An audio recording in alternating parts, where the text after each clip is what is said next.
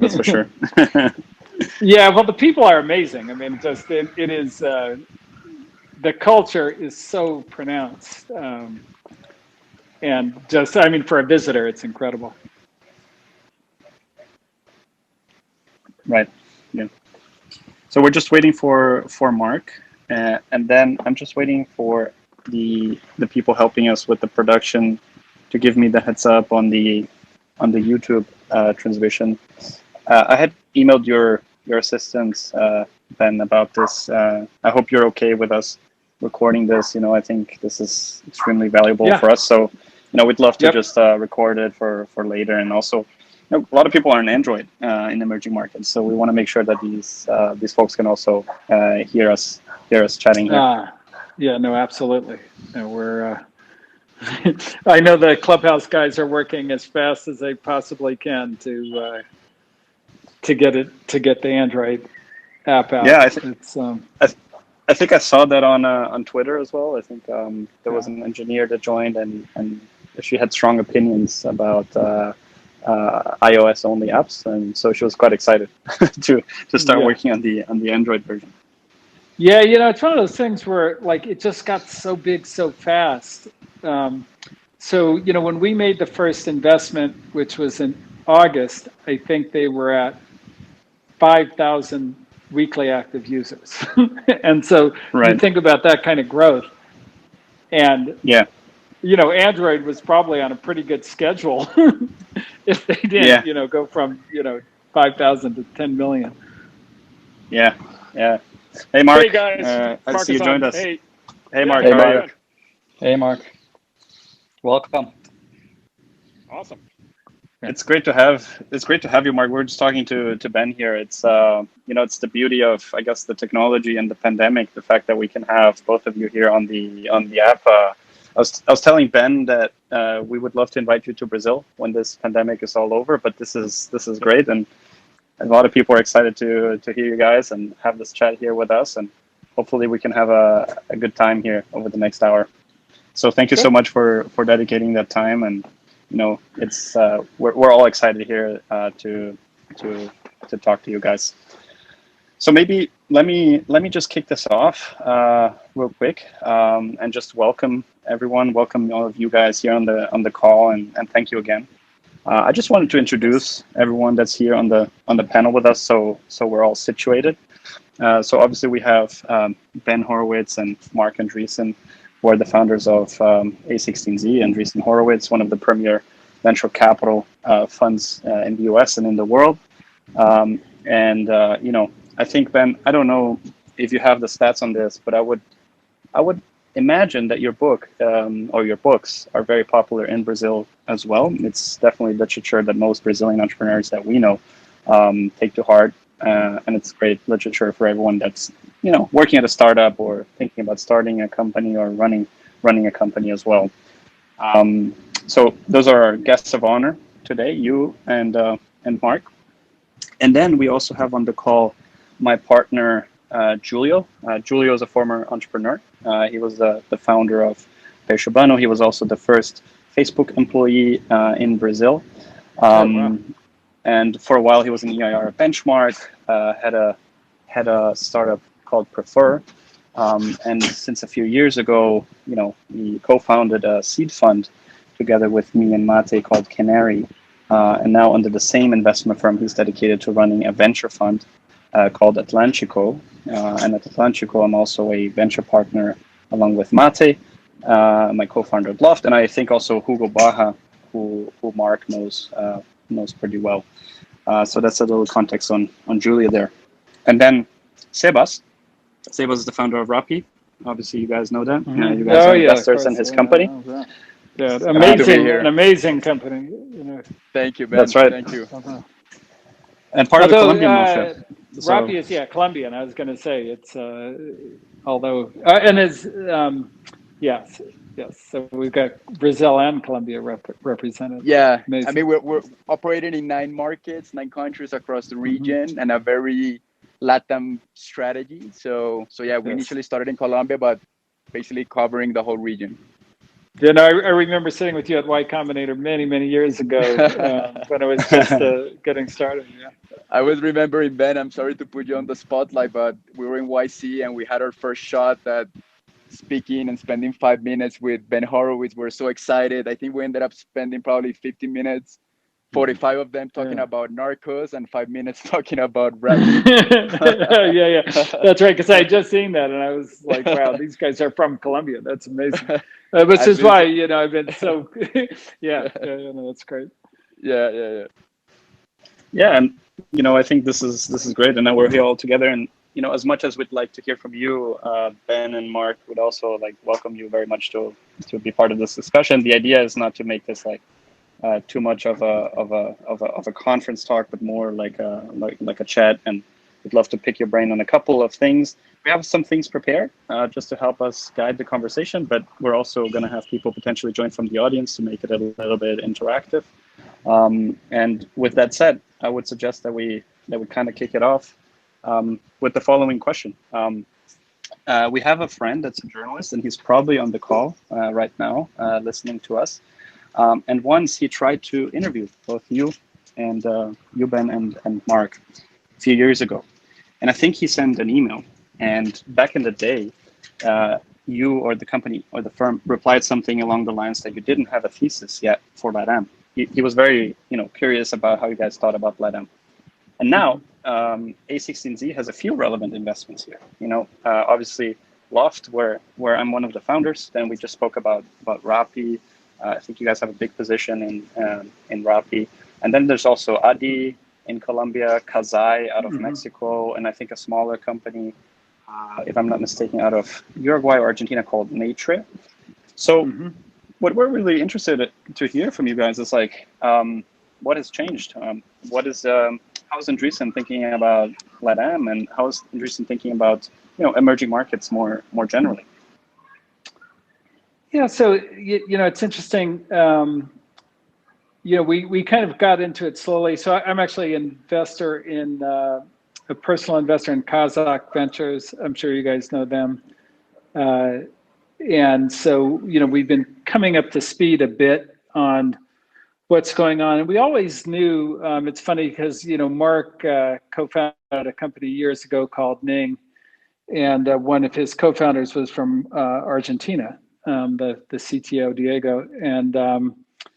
And so we knew about the computer science talent in the region for sure for many years, but we just didn't know much about the market or the region. And so we've been learning about it as we can. And one of the things that kind of became clear, and Rappi is a great example of this, as is Loft, as is Adi, is that there are certain kinds of things, particularly in financial services and in delivery, where like the international company is very likely to lose to the company that comes out of Latin America. Like that, that's something that we didn't understand. I would say when the reporter sent us that note, but that we've kind of come to understand much better, and that's created like really interesting opportunities. And then you combine that with the level of talent, and particularly the level of technological talent, and there's just quite a large number of interesting companies emerging. Yeah, I think that's a great point, and I think you mentioned something around you being a personal investor in Kazakh. Yes. I'll do a funny connection here to Loft. The lead partner for Loft was Alex Rampal, and he's I think an LP in Sequoia, and one of Sequoia's best investments. I don't know which cohort and whatnot. Maybe ever is Nubank, right? Which is obviously a huge example for us in the region. Can you tell us a little bit what you learned of being an LP in a Latin American focused firm, and whether that triggered something just more concretely in terms of your investment decision for the? Yeah, so kind of starting with the pitch that they give. which is, kind of goes through the size of the markets, the kind of the rate at which the infrastructure, particularly like the internet and the technological infrastructure, has advanced and spread, has been pretty remarkable. And then of course kind of the talent level and the entrepreneurs, and those guys of course were entrepreneurs themselves. And that combination just made it look like, at the time when I invested, that there was going to be a lot of interesting things going on in the region, and their returns have been quite good. So like they're definitely performing. So that's kind of the proof out the other end. But the story itself was really intriguing, and made it, like we're still, I don't want to overstate like how competent we are in Latin America, but we're certainly much better than we've been. So do you think that, so I think historically you could argue that there was this huge center of gravity of, technical talent and entrepreneurship in Silicon Valley. You could say maybe that evolved similarly in China, or at least in a different way. And do you think that now with the pandemic, with everyone spreading all over the world, that's going to lead to less concentration of companies in any one geographic area? Does that affect your way that you think about investments being US centric versus global?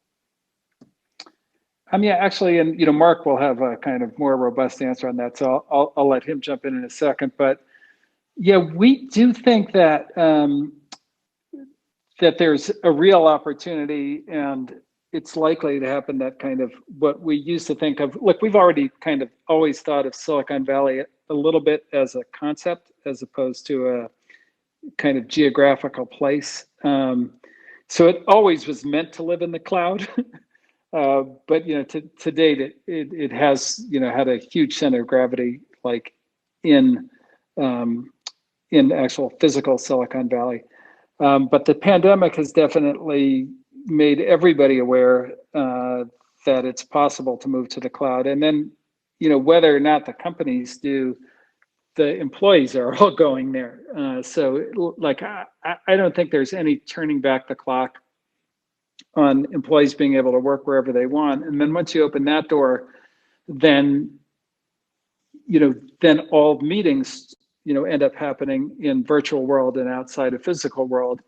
And then once meetings are in virtual world, then, it's pretty clear that, companies can start to be anywhere and employees can start to be anywhere. And so I do think that that's going to be a great and positive change for the world, because like it's just been historically so much harder to build a company, a giant tech company anyway, outside of Silicon Valley, because the engineering talent, the executive talent, the financing, everything has been in one space. So if you're competing with a company from that region, you're at a giant disadvantage. And I think that's it's already changing, but I think that it's going to accelerate coming out of the pandemic. And I should let Marc answer this, because he's been thinking about this quite a bit. That was quite a robust answer. And so I think Ben covered a lot of what I would say. I guess the other thing I'd say is, look, we're in an environment in which just like every experiment is going to be run, right? And this is in terms of like remote work, virtual work, decentralized companies, like all these new kinds of management practices and tools and kind of assumptions are all going to get tried. And so I think there's going to be more innovation in how businesses are run in the next like 5 years than from like the preceding 50. And it's incredibly exciting, because these are all like experiments that at least, pre-COVID, I was not expecting. I was expecting this stuff would all take a lot longer to figure out. But it's like, we've all been forced to run like a year, and probably this is going to be like 2 years of like involuntary experiment. And then there's going to be like another 3 or 4 years of like lots of sort of voluntary and experimental, kind of configurations put together. And so we will, I think, learn a lot about what's possible, what's truly possible in terms of running companies in an internet enabled world that we didn't know, as recently as 12 months ago. Marc, Ben, and I have a question for you guys. When we think about Latin America, you're talking about a market that has 700 million people. You're talking about a market that has half of the GDP of China, same GDP per capita, probably absolute mobile penetration, a lot of pretty robust culture of entrepreneurialism. Now we can tap talent from the best companies, whatever they are, and just bring Silicon Valley type of talent for engineering and financing and other roles and functions.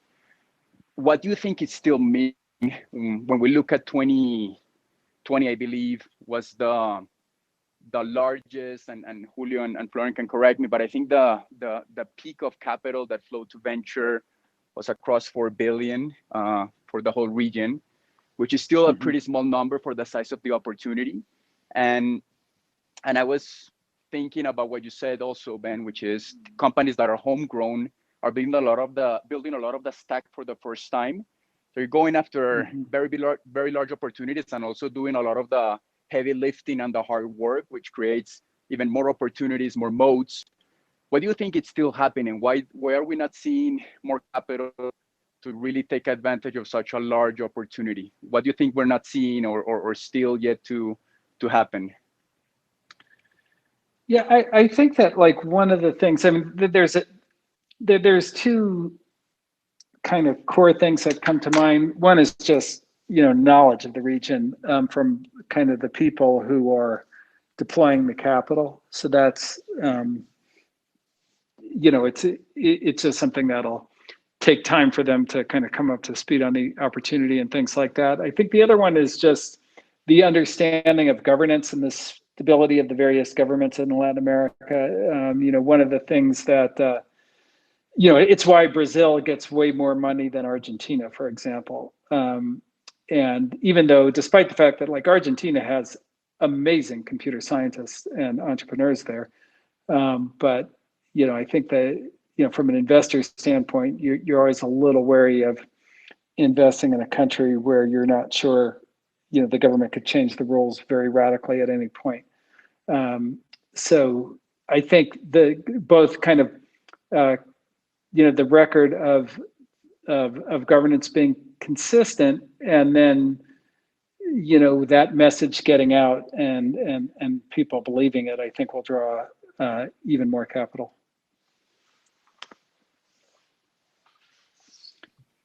By the way, Chris Schroeder, who's actually a great expert in emerging markets, is in the audience. I'm not a moderator, but if somebody who is would like to pull him up.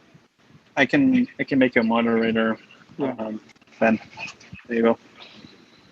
Okay, great.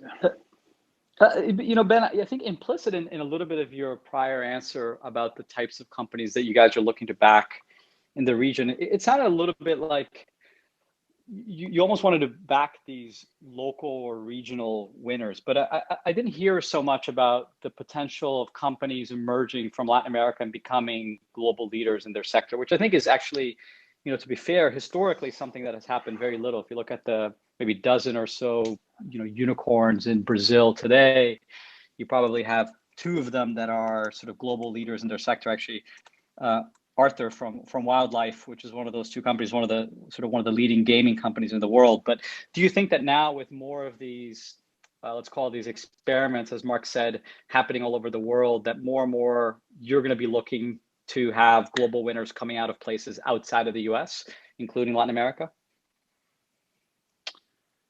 I think that would be much better for the world. And I think that the kind of entrepreneurs are saying, well, like,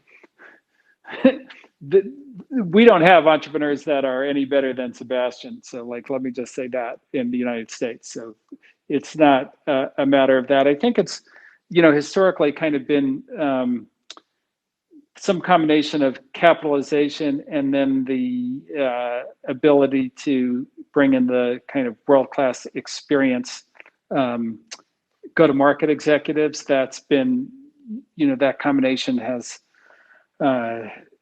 been kind of strong for the United States, and then, everywhere kind of except China. And so as that develops, I think the entrepreneurs are certainly good enough and the ideas are certainly good enough.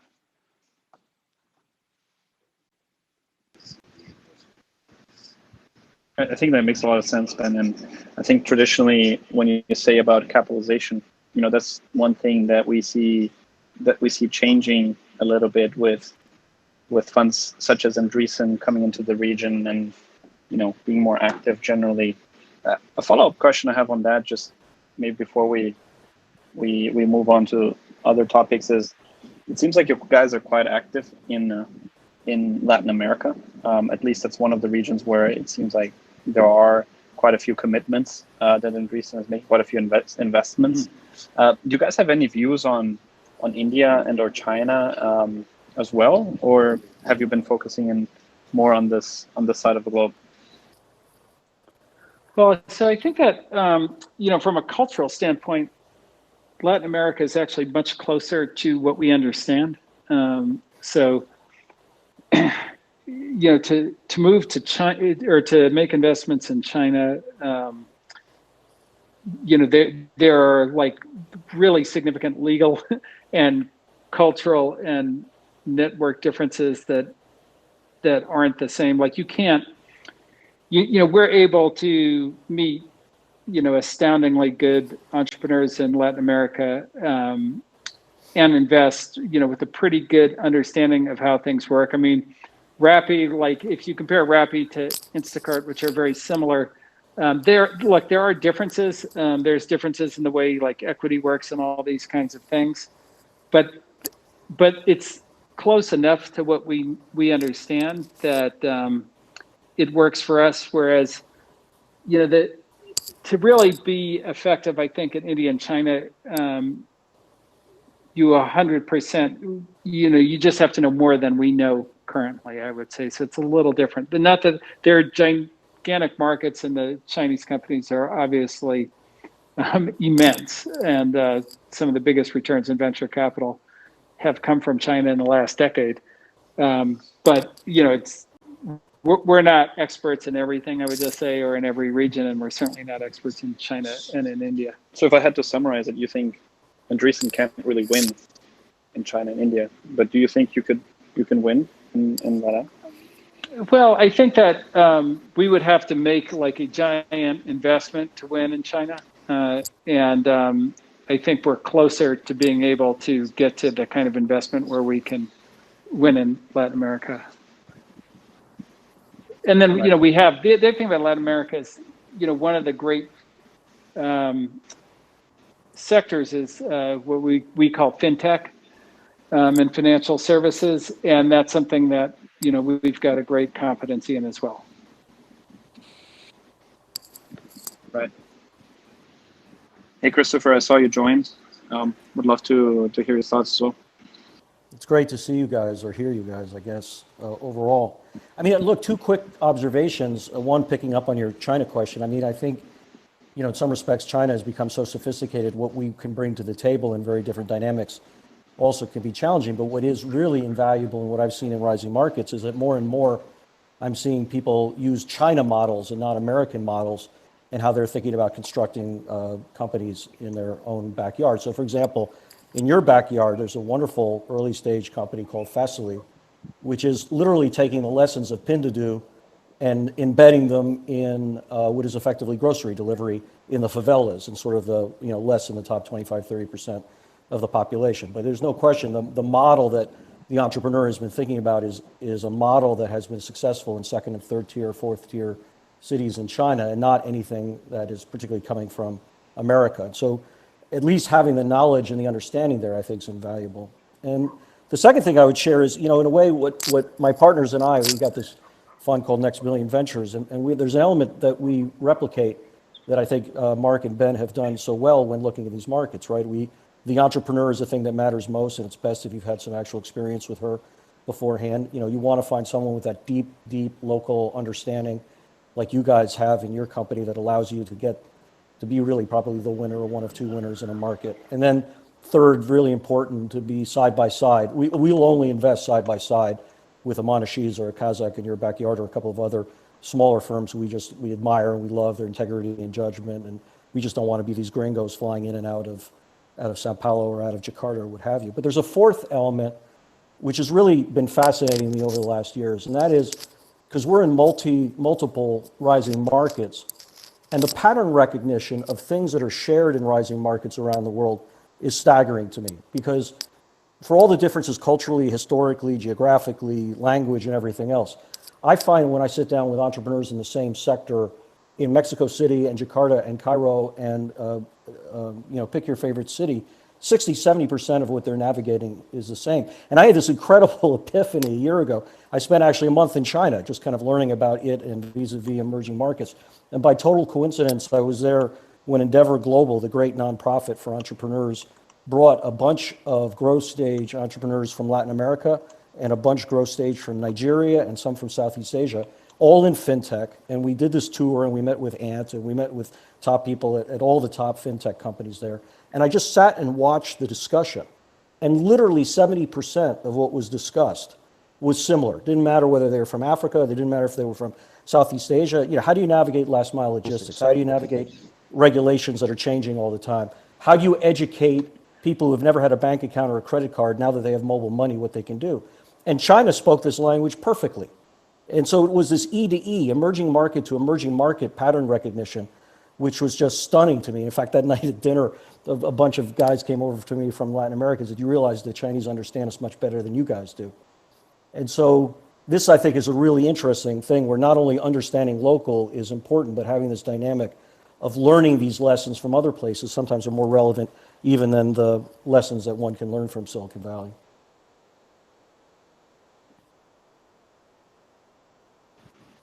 Yeah, I think that makes a lot of sense. And I think that China... Sorry, go ahead, Julio. Yeah, no, I was just going to say, I think a couple other people came on stage here, so I was going to call on them. But Florian, if you want to say something else, go ahead before we call on Bruno. I think he was next. No, let's hear Bruno. Hello, everyone. Nice to be here. I'm the PR and content person for Canary, working with Florian and Julio. And as a former journalist, I was the former tech editor for O Estado de São Paulo. There's something I'd like to ask about press and journalism for Ben and Marc. a16z has now announced that it's going to create its own media, and I'd like to understand a little bit about how do you see the tension between traditional press like New York Times or even new media like TechCrunch and you guys creating your own vehicle. And I'd like to know a little bit more about that as a journalist working on VC also. Yeah, so, and I wouldn't say that we're trying to compete. In fact, we're kind of purposely trying to fill a void with our direct media efforts. And the void is this, so, up until maybe 5 or 6 years ago, the tech press in the United States did a really good job of kind of, covering the new technologies, how they worked, how they might be important in your business or in your life and these kinds of things. And somewhere around 5 years ago, that really flipped where, there were a lot of things that drove that, but it flipped to being kind of much more focused on, what are the ethical concerns with emerging technologies, like what are the, problems with how the companies are run or these kinds of things, more of like what I would characterize, and I think they characterize as quote unquote investigative journalism. But that kind of left open this gap for particularly the new companies, which aren't, a baby company, like, you do an investigative journalism on Loft, like, the thing is just born. It's not really ready for that kind of thing now, but it is really interesting what's going on with Loft. And, it's creating amazing opportunities for people who live in Brazil and in Sao Paulo and so forth. And so, people need to know about that, but there's nobody, at least in the US tech press, who is like actually willing to write those stories anymore. So it's just something that, we feel like, look, we have the expertise for sure, and we can explain the new technology. And it's everything from like, okay, what are the new things that are coming out of biotech to what are the new business models and so forth. And, if there was somebody doing it, we wouldn't do it because it's not, obviously it's not our core business, but we think it's really important to the industry. And so we're willing to kind of step up to that. And that's been our kind of Mark and my philosophy in business, really ever since Netscape, where, like if something's not there, somebody's got to step up and do it. And, some of the things that we did there, and I would give, of course, like Mark, most of the credit for it, but, the internet didn't have security. And like, where did SSL come from? Well, it came from Netscape. The web wasn't really programmable. Where did JavaScript come from? It came from Netscape. And so like when there's a missing component to something that is essential to your business, then it's important to do it. And that's what leadership is about. So that's what we're trying to do here, is just kind of explain the new things that are going on in tech. And I think it's mostly a US tech press phenomenon, as opposed to an international one, but that's the reason for it.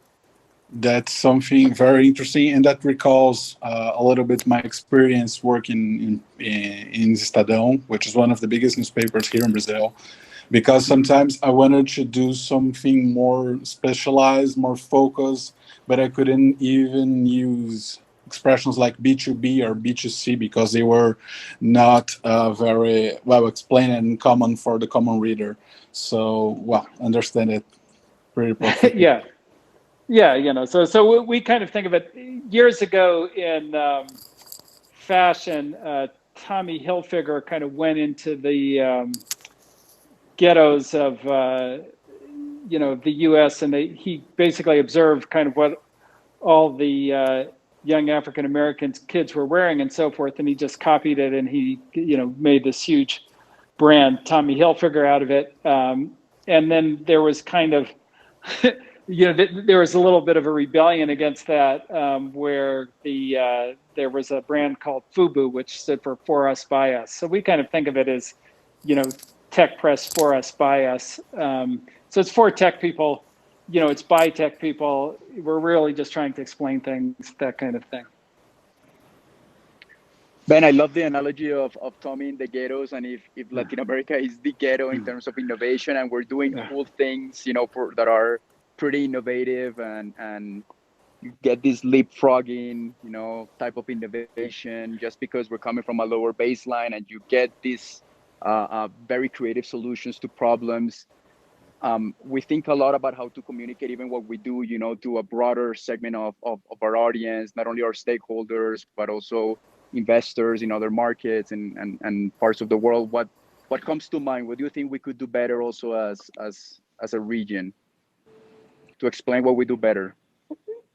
Yeah, so I do think the the stories, and that's actually, you're giving me a good idea for like some of the things that we should do when we launch our new direct channel. But look, I think this Clubhouse thing is really good. Like, people don't know, like, just both the size of the successes, and then how fast, like Loft and Rappi are growing as fast as anything that I know of in the United States, except maybe Clubhouse, which is growing faster than anything ever grew. And those, I would say most people here don't know those stories, and they're amazing. And then the strategies that you have deployed are amazing. I mean, I still remember telling Jeff Jordan about like how you did things at the neighborhood level and just how many square blocks they were, and like the level of precision that you had on Rappi. I was going, man, he's thought about it so much more deeply than anybody. And those are really exciting, I think, to, not only young entrepreneurs, but also to the general public. So I do think kind of getting the word out, especially as you go, I mean, you're already international in Latin America, but as you expand, even beyond Latin America, I think those stories will become increasingly important. And then even within Latin America to draw more capital into the region and so forth. I think those stories are critical, because that's what gets people excited. Absolutely.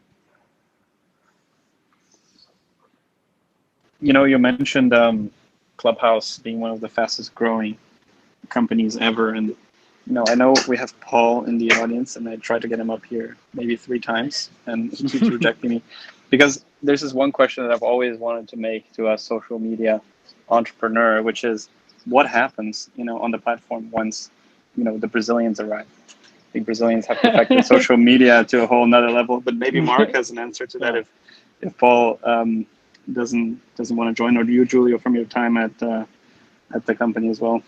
I think that's something probably really fascinating to observe. Well, I'll take it first, and then let Marc pile onto it. But when I was working at Facebook, this is sort of end of 2009, beginning 2010.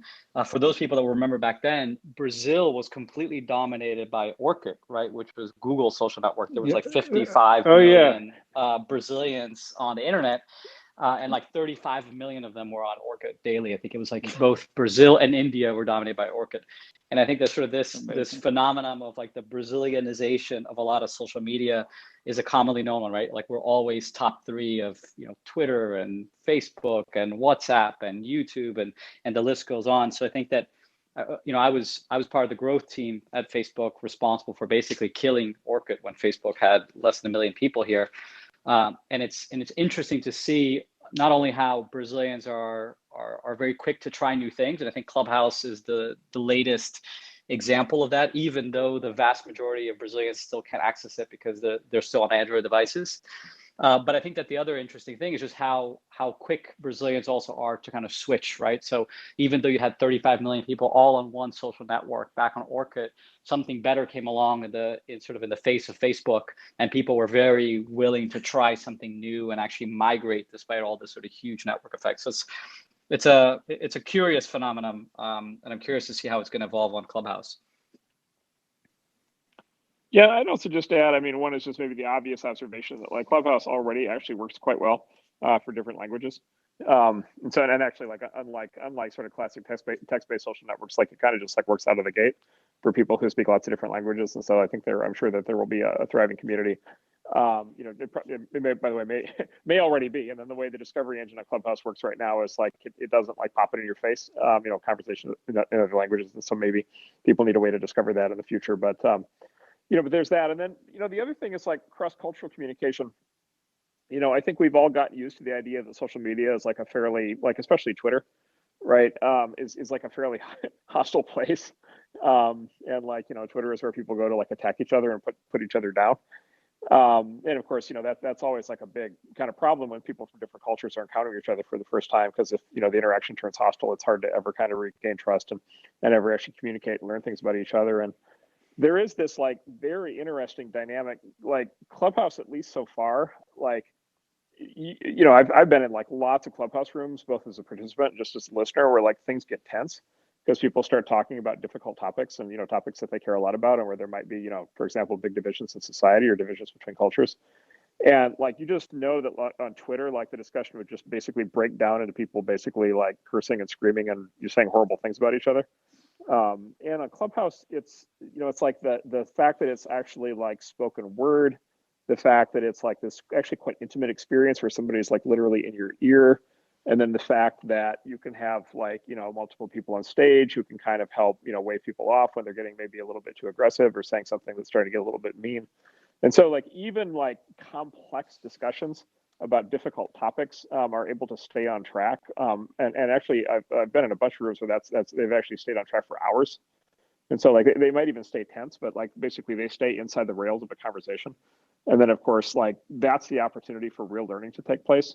And so, I would say aspirationally, this might be the best service and venue ever developed for people between different cultures and from different places, and people who have different assumptions about, kind of life in society, to be able to actually come together and learn about each other. And I think that, between countries and cultures, that might be a really big opportunity for all of us. Thinking just sort of about the international element of networks, I can't help but keep seeing Marcelo, who's here in line to ask the next question. Just a quick introduction. Marcelo is the founder of Hashdex, which is actually, when we talk a little bit about Sebas's point about sort of Latin America leading the world, I think that they have the first crypto ETF in the world, which it did with the NASDAQ. So I'm guessing his question is going to be about crypto. Marcelo, you wanna take over here? Sure. Hello, guys. Great to be here. And yes, it's gonna be about crypto because that's the only thing I do in life. You know, like I eat All right. breakfast, lunch, and dinner, and more. All right, guys. So I have this. I have two questions actually for Marc. First one is somewhat boring. Is really around, like this. All these companies, pretty much like bringing Bitcoin at this point in time, like to their balance sheets. Like, so my question, the first question is like, if you believe we're gonna see a lot more of those, let's say like companies like 500 companies, like bringing Bitcoin like to their balance sheets. So this is one. And the second one is more wide, you've been one of the guys who literally created the internet the way we understand today, the way we know today, and you have a profound opinion in crypto. So my question is crypto a bigger thing than the internet, in your opinion? So anyway, those are my two questions. Yeah, so those are both really interesting topics. So on the corporate side, yeah, so I guess the big one is, what was it? Tesla has put crypto on their balance sheet, put Bitcoin on their balance sheet, and then I just saw news today, Square has expanded their Bitcoin holdings on their balance sheet, and then I think was it MicroStrategy is a software company in Virginia that has made a major push here. So like there are a bunch of examples of this, and and I should also just give a disclaimer that I in no way mean to predict price. So please don't take any of this to be like that I think the price is going to go up or down or stay the same or whatever. But like it does feel like a trend is underway. And now that you have signed kind of these like name brand institutions and like companies that people take really seriously, kind of doing this thing, I think it's something that I know a lot of companies are looking at this and thinking about it. And by the way, like, it's not like, I would argue it's not crazy. Like I would argue it makes sense to think about, just simply from the perspective of, companies basically generally keep their balance sheet reserves in cash. But, the problem with cash these days is they're basically cash doesn't pay. Right. And so basically, cash has become, and at least in, countries like the US, has become basically inert because there's like no inflation, no inflation, very low interest rates. And these governments are basically keeping interest rates effectively at zero. And so, it like at a certain point, like cash in the balance sheet that just literally sits there and earns nothing, or in Europe, it's actually even more intense, where in Europe, there's actually a lot of negative yielding government debt now. There's like, $15 trillion in negative yielding sovereign debt, which literally is like you're paying a government to basically give you back less money than you gave it to start with. And so, I think as a component of like a rational investment allocation program, like I do think that it makes some sense. Even for startups, Marc, like even for startups, pre-profitability startups. Yeah, like so that's Loft. a little bit more of a. Yeah, I asked Alex before. He was quite against it. So. Yeah, so there you get in a little bit more of a challenge, which is like if you're going to need the money, like if you know you need the money, if you know you're going to like spend the money in the next few years, like I think that's a different category, right? Because it's like we need the actual cash to run our business, right? Because like we're consuming cash because we're still in growth mode. Like obviously that's a different equation. So I'm thinking more about companies that have maybe are a little further along, have basically just more money on the balance sheet, don't quite know what to do with it. A lot of companies just tend to, once companies start generating cash, they tend to just pile up a lot of cash, and then they're never quite sure what to do with it. So I do think, I would not, if people, it's like any, look, there's risk involved, and so it's like any risky investment, right? It's like if you need the money, then you want to, if you know you need the money, then you want to take a very low risk position. So maybe continue to be cautious on that.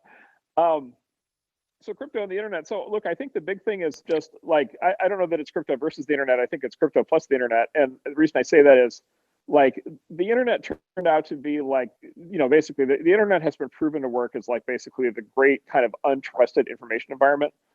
And, untrusted actually turns out to be a great thing. Like it's actually like in some ways, right? Untrusted, like for example, the untrusted nature of the internet means that basically anybody can plug into the internet, which means everybody can plug into the internet, right? And untrusted means like nobody needs anybody's permission to be on the internet. Nobody needs anybody's permission to build an internet application or website. And so like there are great strengths that came with the fact that the internet is sort of so inherently open and kind of doesn't have like any sort of integrated trust model. Like, there's no internet like authenticated identity. There's no way to do like internet-based contracts, right? Of any real way. And then like, up until crypto, there was no such thing as internet native money. Right, it just like literally didn't exist, which is why money that's been spent online for the last 25 years or whatever has been like through credit cards or banking services or something, just because like there was no sort of equivalent of TCP/IP for money. And actually in the 90s, like we knew we needed that, to Ben's point earlier, like it was sort of obvious that the internet needs its own money. But we just like, we didn't have the technology at the time and couldn't figure out how to get that to work. And so that's one of the things I always kind of felt that we missed on. And so the way I think about crypto and Bitcoin and Ethereum and blockchains, like I think of this fundamentally as sort of internet money and trust is how I think about it. And so it's like basically money and trust extended on the internet on top of this untrusted environment. So basically building trust into the internet as sort of a layer on top of the untrusted environment. And then money is one of the just kind of obvious applications of trust, right? Like if I can have actual trusted business relationships with people online, then obviously exchanging money is one of the key things I'm going to want to do in that context. And so I view this as basically, it's like, it's the other half of all the activity that you want to have happen online that just historically hasn't been able to be done in an internet native way. And now we, you know, at long last, right, we now have the technology to do that. And so I think that to me, that's the core of what's so exciting.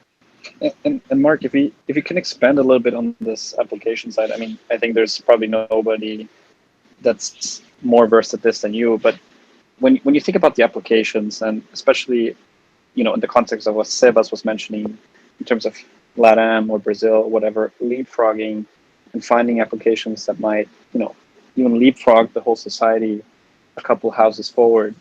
What are some of these applications that you see that excite you the most, that are non-obvious, like money remittance and things like that, which are already being explored? Like, what do you see there?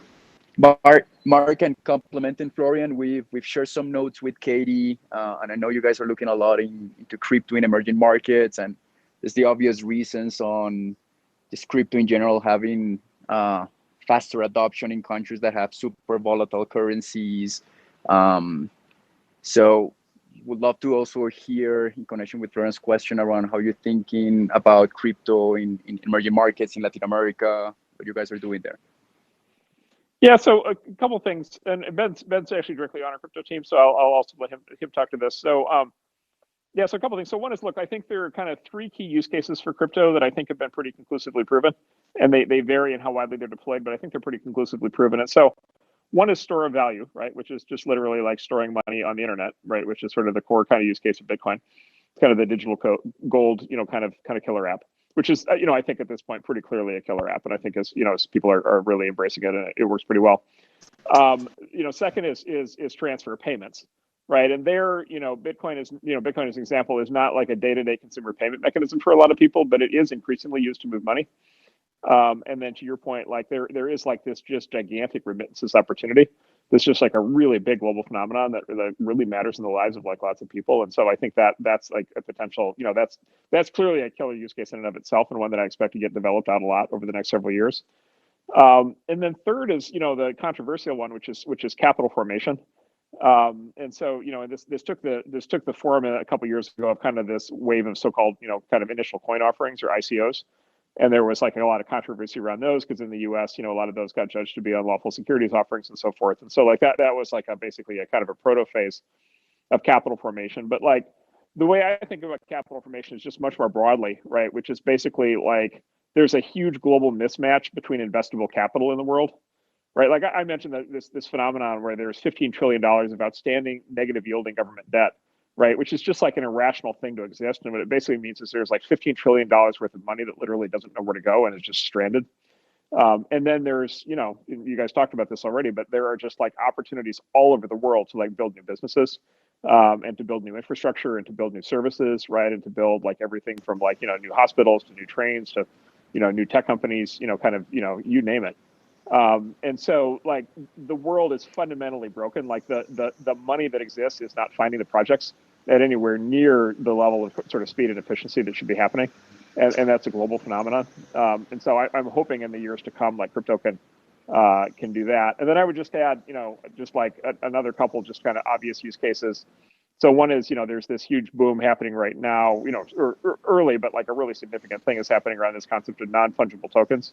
Or NFTs. And so the idea basically of having, you know, basically the idea of basically having asset ownership of digital assets online, you know, is I think something that's happening right now. And then that takes you to the immediate kind of next thing, which is having basically digital title to real world assets, and to be able to have, you know, ownership of things like land, right? And houses and cars and, you know, maybe many other physical real world things actually encoded and tracked, you know, online and cryptographically. And especially like, you know, in countries, you know, environments that maybe have, you know, kind of struggle, you know, with rule of law, and, you know, basically have the opportunity to have like basically a blockchain-based governance system for ownership that maybe layers in on top of the court system. And so I think there's going to be like opportunities to do things like that, like all over the world over the next couple of decades. And I'm very excited to see that part develop. Marc, just one last thing, you know, like, can you tell me, in your opinion, why, you know, like most of VC or leading VCs, you know, like they're kind of missing this opportunity, at least for now, you know, like, okay, you know, like you guys have a crypto fund. This is awesome. You know, like you have like few other guys in the industry doing a great job, but, you know, like most of the leading VCs right now, they do nothing about crypto. It's like I don't know, it's like they're missing the thing. Like, do you have any opinion why this is happening? Yeah, so it's this phenomenon, and we see it a lot. It's this phenomenon of the skeptical venture capitalist, right? Or even the pessimistic venture capitalist. And it confuses us, honestly, because it's like, what's the point of being in this business if you're not open to and willing to embrace new ideas? And so the level to which like a lot of our competitors have basically just like loudly declared that they're never going to invest in crypto and they think the whole thing's like a sham and a fraud is just like, it's been fairly surprising. And I mean, honestly, like it's a little bit like we don't want to complain about it too much in public because like, you know, it's probably good for us. But like, that's definitely a thing. I think there's two specific things that happen. So one is, I think, and maybe this is going to sound obvious, but I think it's just important, which is like money freaks people out. And so like, it's one thing to talk about like digital, you know, whatever, photo sharing or digital, even digital medicine or digital real estate or whatever, like, or, you know, digital, whatever, food delivery and like all this stuff. And it's like, people are like, okay, they get that. And then it's like digital money. And like people kind of go on tilt. And I think it's just because like money is just like the thing that kind of people are like the most emotional about and the most sensitive about.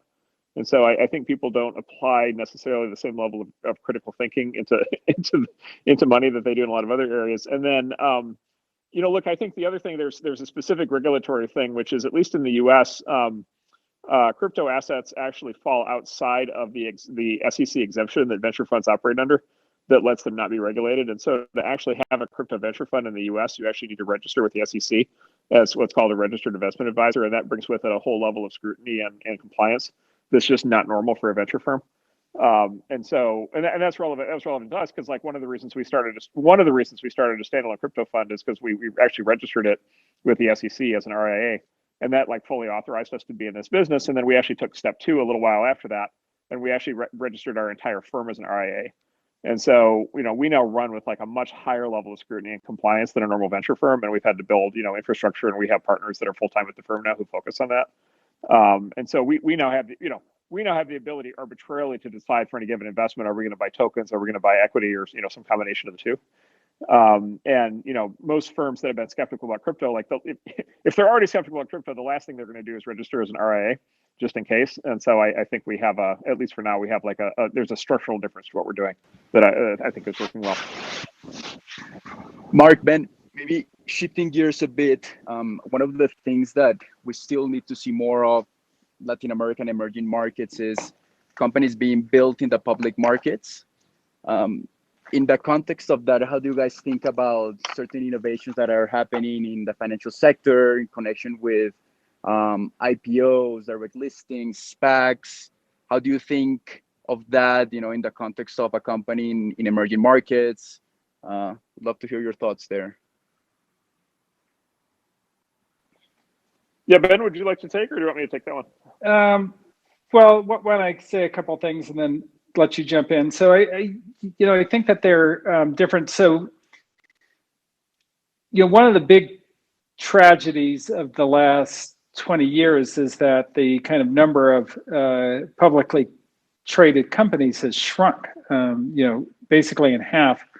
And there is, you know, a lot of kind of various reasons for this, but you know, some of them have been, you know, just the nature of the financial markets and how dangerous it is to go out. And one of the dangerous things about going public is if you need money, an IPO wasn't actually a safe way to do that. You know, just between, you know, really the way the kind of hedge funds and the short interest work and so forth.